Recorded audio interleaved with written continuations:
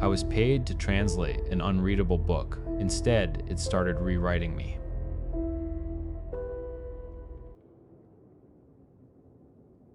My gums have been bleeding for 3 weeks, and my dentist can't find a goddamn thing wrong with me. He tells me to floss more, to use a softer brush. He doesn't understand that the taste of copper in my mouth isn't a hygiene problem. It's a language problem.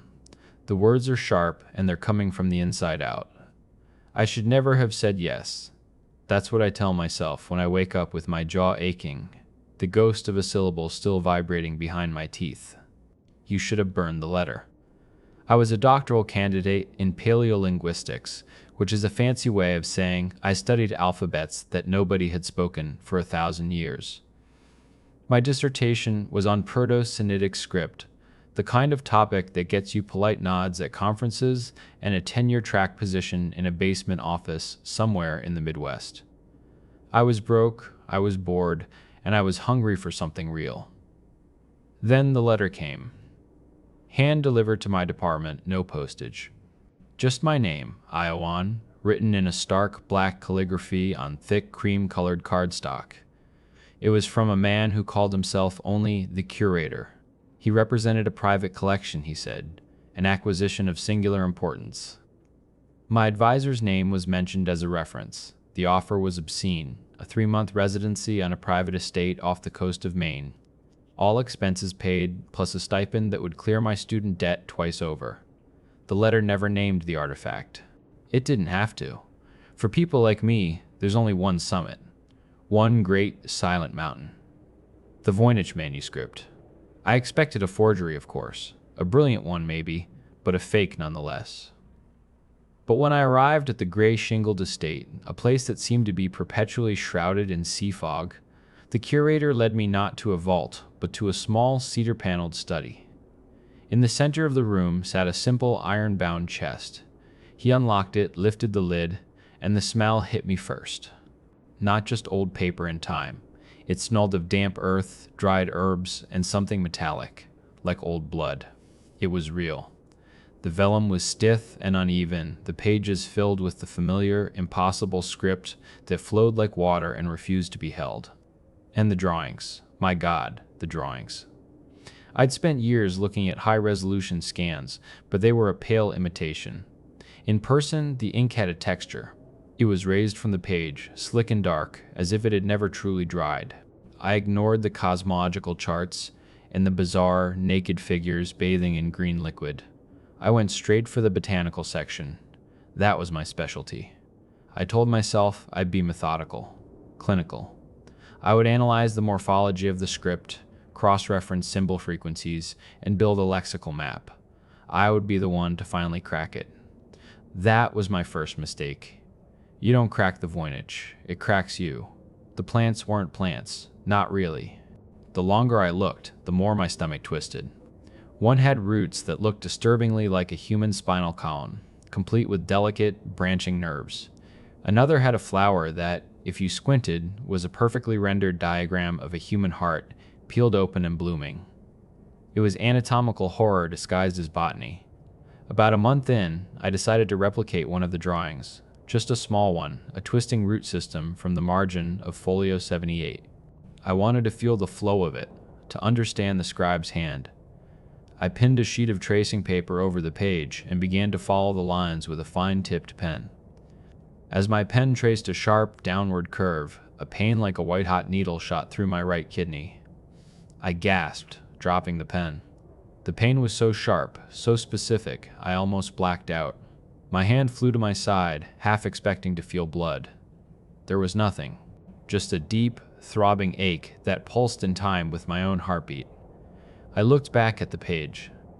The curve I had been tracing corresponded to a small, kidney-shaped bulb in the drawing. I never tried to draw them again. But the real trouble began when I started feeding the text into my analysis software. I isolated a string of symbols that appeared on nearly every page, a kind of refrain. I ran it through every decryption model I had. Nothing. Gibberish. One night, unable to sleep, I was just staring at the string of characters on my screen, and I sounded them out, not translating, just vocalizing. The sounds felt alien in my mouth. Guttural clicks, soft, breathy fricatives. It felt less like speech and more like an injury. That's when I noticed it. The program had a phonetic analysis feature I'd never used. On a whim, I spoke the sounds into my microphone. The software churned, trying to match the phonemes to known languages. It failed. But it did spit out a waveform, a visual representation of the sound, and below it, a transliteration, an approximation in the Roman alphabet. It wasn't a word, it was a name. IOAN. It had been there the whole time. Not written, not translated. It was encoded in the very sound of the script, my name, waiting for me to speak it into existence. After that, the manuscript stopped being an object. It felt aware. I'd lock it in the chest at night, only to come down in the morning and find it open on the desk. Open to one of the anatomical plants, the ink seeming darker, wetter than the day before. The earthy, coppery smell clung to my clothes, my hair. I started waking up with a raw throat, my jaw stiff with exhaustion. I found tiny, crescent-shaped cuts on the inside of my cheeks, as if I'd been biting down on words too sharp to hold. I was chanting in my sleep. I didn't need a neighbor or a recording to tell me. I could feel the echoes of it when I woke up, the shapes of the symbols still imprinted on my tongue. Last week, I broke. I took the manuscript, slammed it shut, and locked it back in its chest. I dragged the chest down to the damp, stone-walled cellar and buried it under a pile of old sailcloth and rotted crates. I needed it to be silent. I needed to think. For 2 days, there was quiet. My gums stopped bleeding. The headaches faded. I thought I was free. Then, last night, I came back to the study to pack my things, to just get the hell out of there, contract be damned. The lamp on my desk was on, and there was a message, not on paper. It was scratched into the dark wood of the desktop itself, deep, angry gouges in the oak. It was in my own handwriting, perfectly, terrifyingly mine. But the angle was all wrong. The letters were carved as if written from underneath the desk, clawing their way up through the wood. Just 3 words. SPEEEA loud. I ran. I didn't even pack. I just ran out of that house, got in my car, and drove until the sun came up.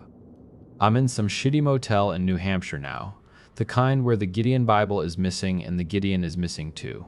But I know it doesn't matter. The distance means nothing. I didn't just read the book. The book read me. It's not a codex of forgotten knowledge. It's a carrier, a parasitic text that imprints itself on a host, and the translation is the final stage of infection. I'm writing this down because it's the only thing I have left that feels like my own thought. But even now, I can feel the other words pushing up from behind my teeth. They feel heavy and ancient, and they want out. I think the curator knew. I think he wasn't hiring a linguist. He was choosing a successor. This isn't a story, it's a warning.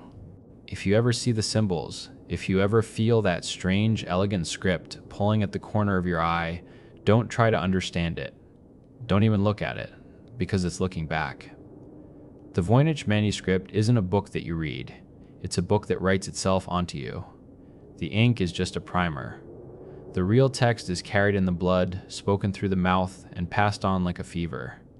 It doesn't want to be solved. It wants to be spoken. And God help me, my mouth is starting to open.